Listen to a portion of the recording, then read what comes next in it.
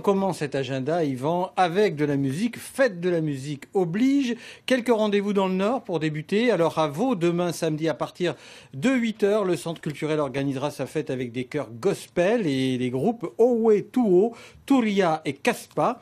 À Puebo, la chorale Olénie donnera de la voix et fera partie de la programmation, bien sûr, de la fête de la musique. À Moindou, demain 20h, on revient sur les derniers chapeaux de paille. Suite et fin ce week-end à partir de 20h au Fort Terrimba, un spectacle son et lumière de l'association Marguerite, vie des bagnards, travaux forcés, une histoire que l'on connaît, pleine de souffrance. Et puis, plus près de nous, Yvan, à noter également à Païta, toute la journée demain, dès 9h, à l'Arène du Sud, Pacific Bring, Momokawa et bien d'autres. À 16h, Blackstone Junior, Govista, puis à 20h, un concert de Julia Paul, Mana, Gaylus et Tissia. On n'oublie pas Dumbéa sur le terrain de foot de Jacaranda, de 9h à 17h, animation toute la journée avec un concert dans l'après-midi sous le chapiteau.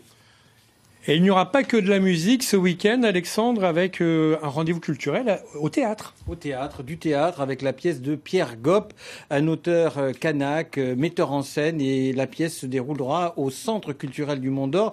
Elle a lieu ce soir et demain soir.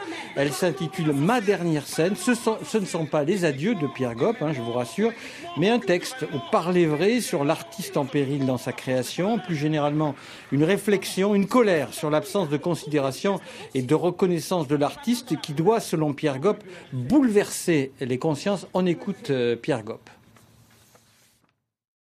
Tout simplement pour recentrer l'homme dans sa globalité, dans ce qu'il est cher.